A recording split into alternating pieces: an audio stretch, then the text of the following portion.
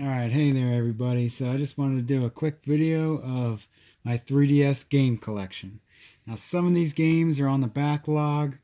I saw them for a good price and picked them up while I still could, while they were, fairly cheap. And the first one is actually one of them games. It's called Alliance Alive. This game is made by Atlas, and it's a traditional RPG game. So that's Alliance Alive. I'm just going to run through these real quick. This next one is Animal Crossing Happy Home Designer.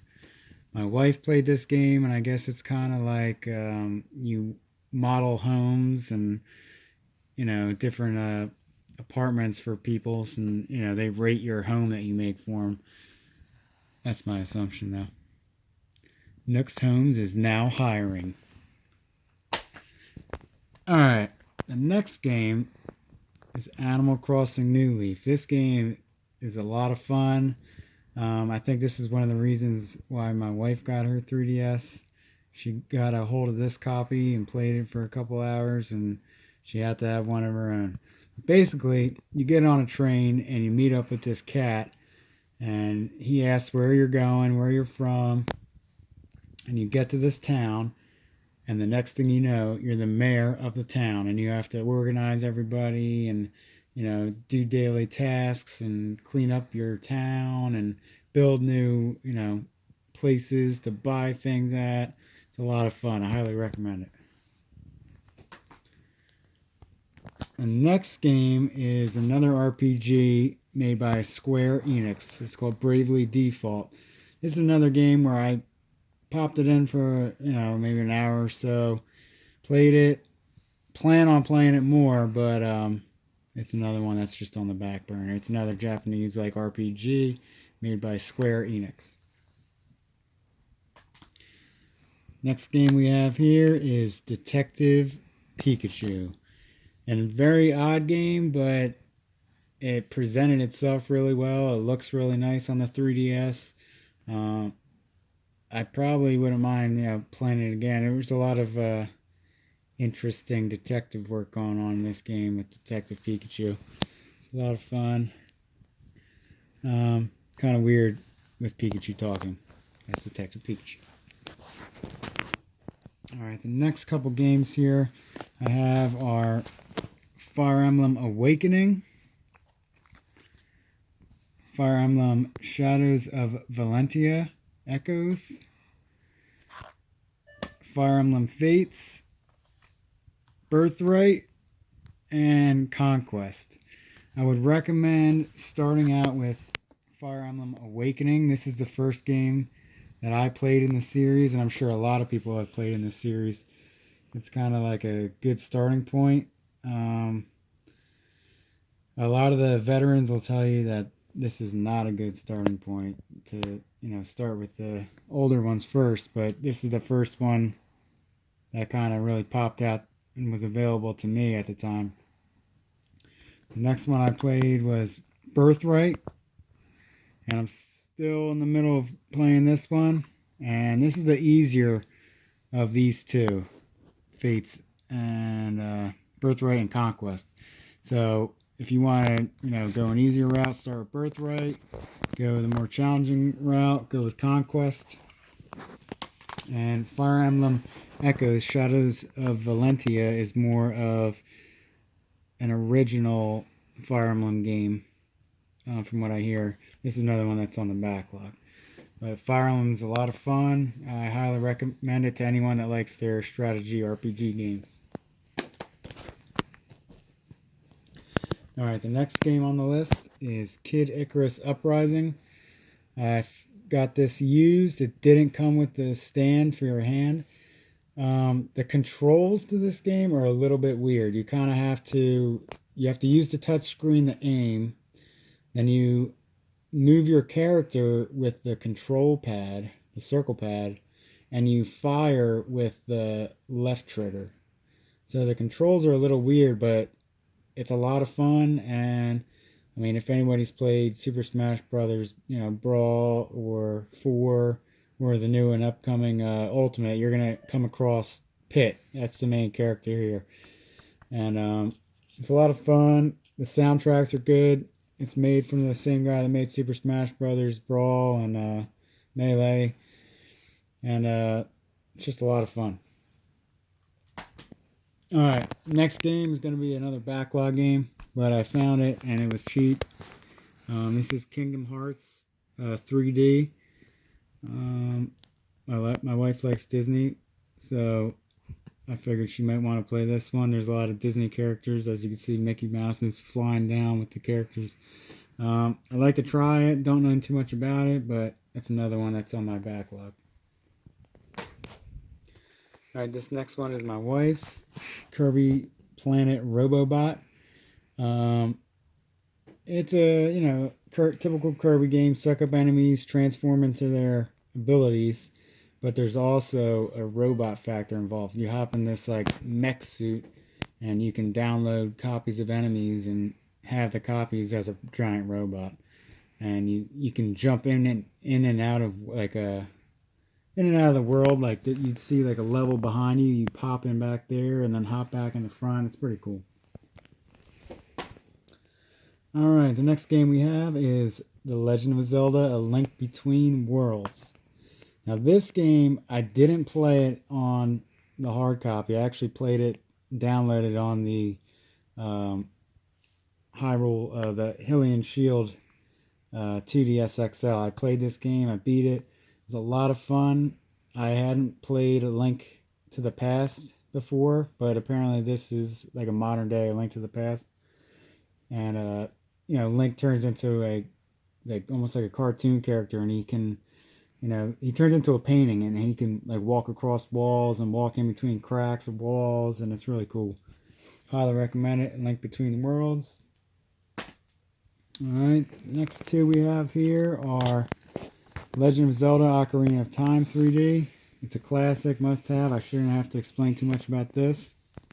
It's also a Nintendo Selects product, so you can get it for $20, brand new. And the other one is Majora's Mask 3D.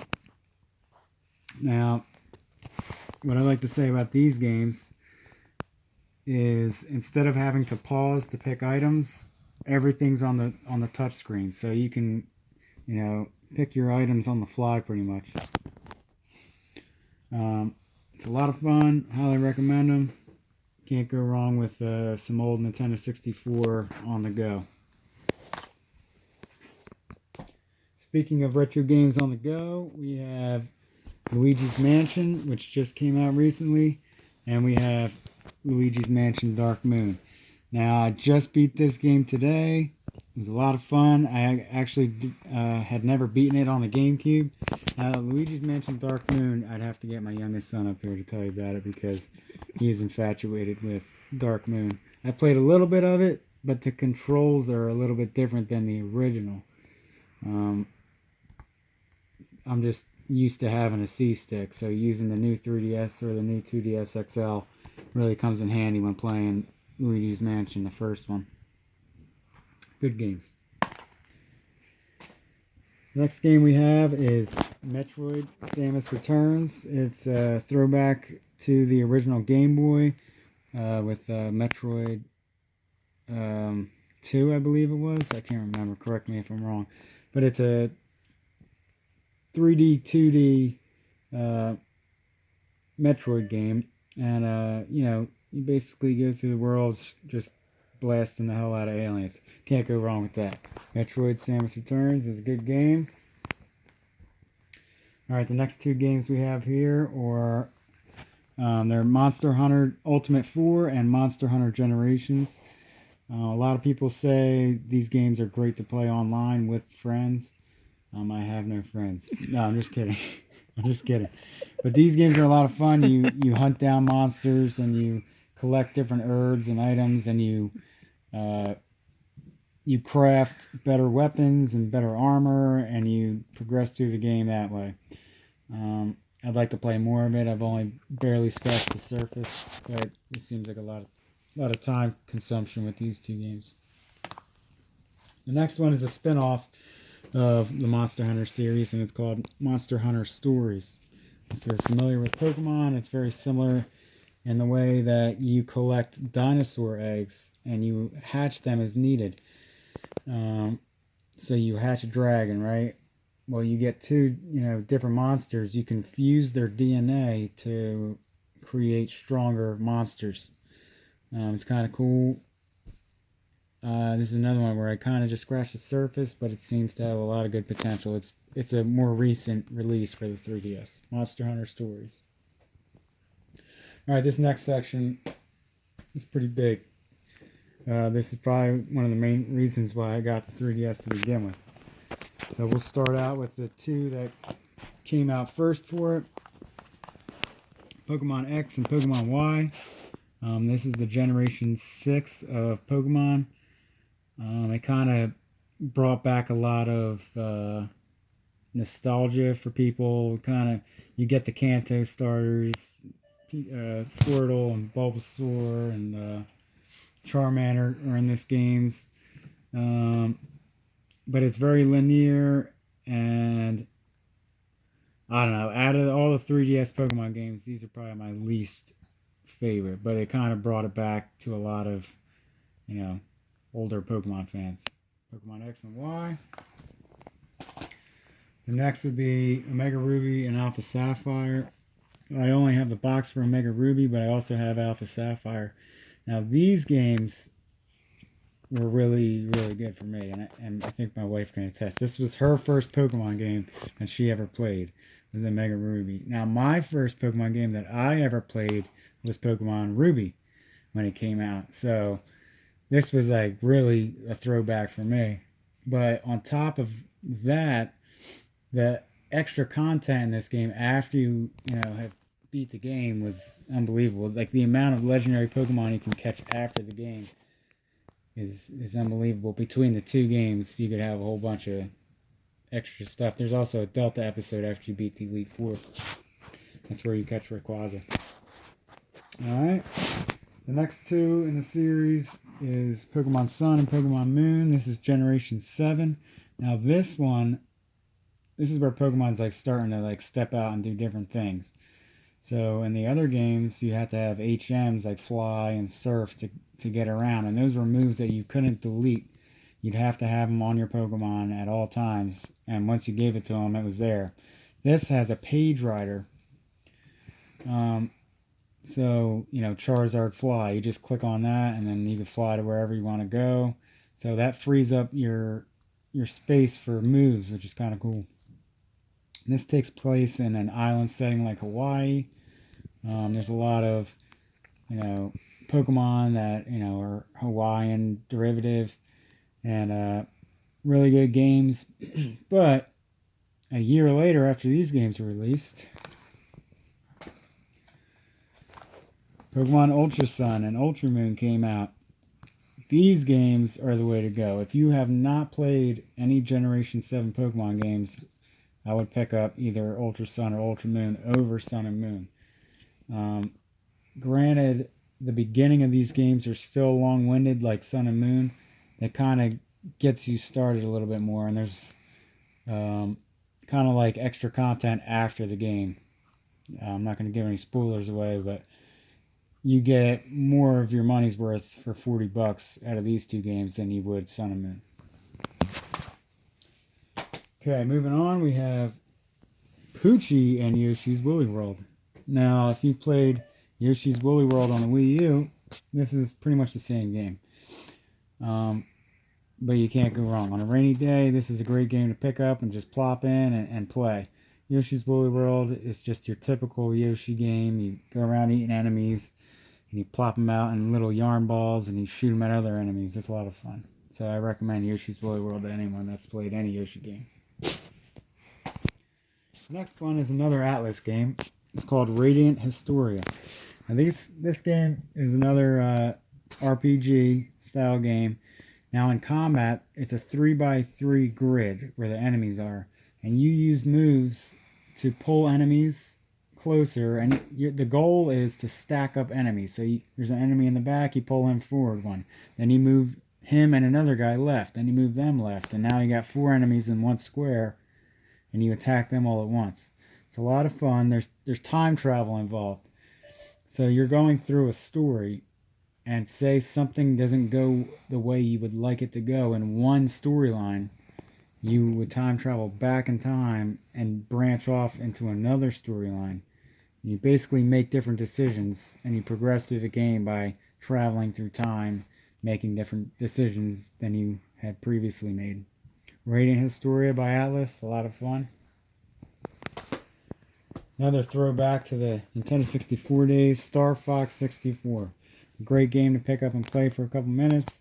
Um, it also has a really fun multiplayer mode, and you only need one card to play it, to download and play. But you play as Fox McCloud, flying through space, shooting the crap out of other alien ships, and at the end you fight the evil Andros, and it's just a throwback to 1997. Star Fox 64, excellent game in my opinion. The next two games I have not played and know very little of, but I know that they are. There's a big fan base behind them.